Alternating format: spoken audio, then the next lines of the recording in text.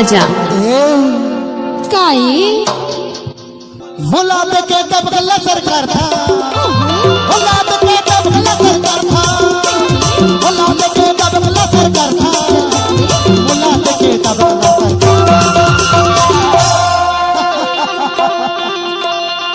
अरे तुला कतका समझाओ रे टूरा।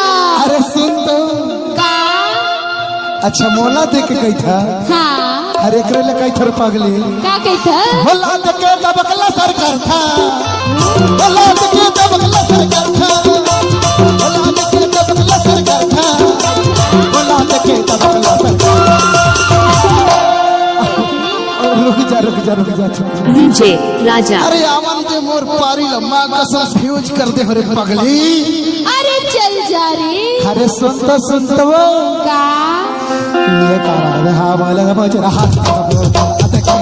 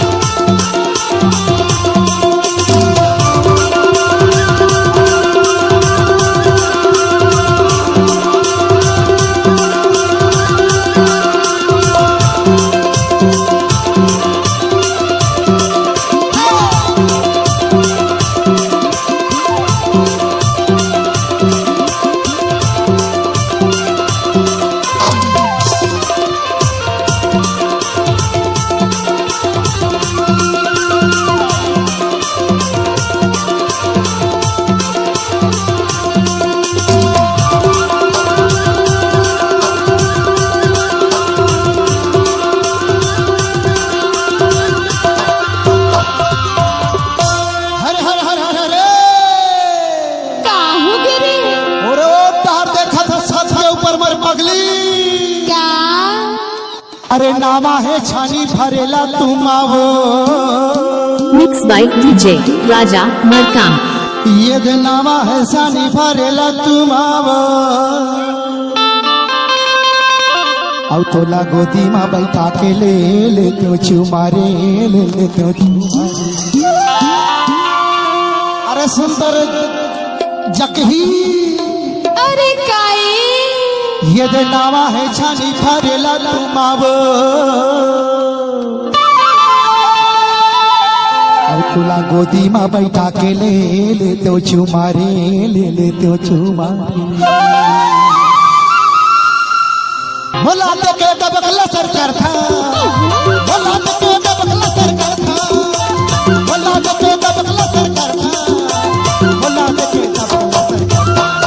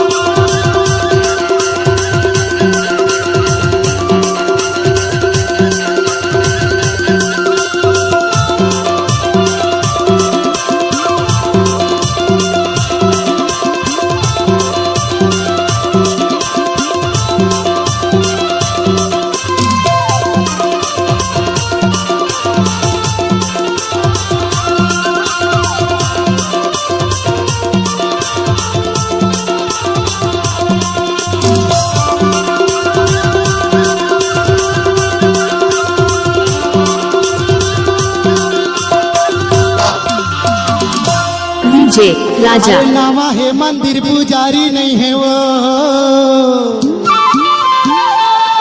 यहाँ बोले गाँव के टूरी तो मोर चिन्हारी नहीं है रे, चिन्हारी नहीं है।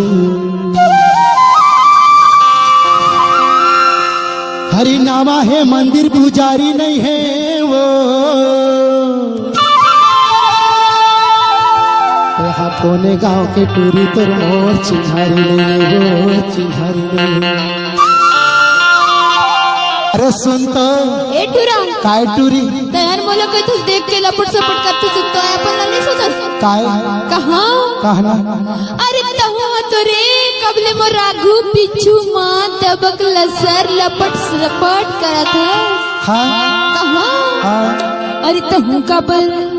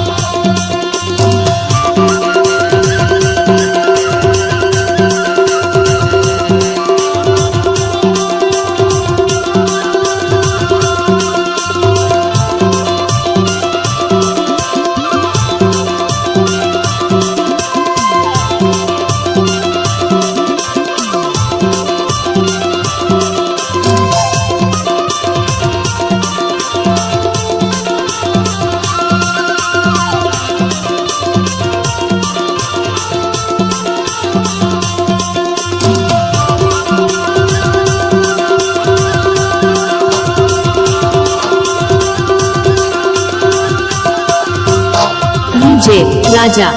बाजारे खाएला बीरो पान वो, और मैं हाथोर पर दीवाना हो, आने झन जान रे, आने झन जान। कैसे जानता का अरे गाये लगड़ा सराय के बाजारे खाएला बीरो पान वो, हमार सोसाइटी वाले बाबू हाथोरे बर दीवाना है, आने जाने जान वो, आने जाने जान वो। एकरे ले तो कहतू काय कैथे श्रीलीर मोही कैसे संगवारी हो तू ना कुछ कहे कि मन कहती का ऐसे अरे एकरे ले तो कहतू रे पगला। डीजे राजा आपका हार्दिक स्वागत करता है।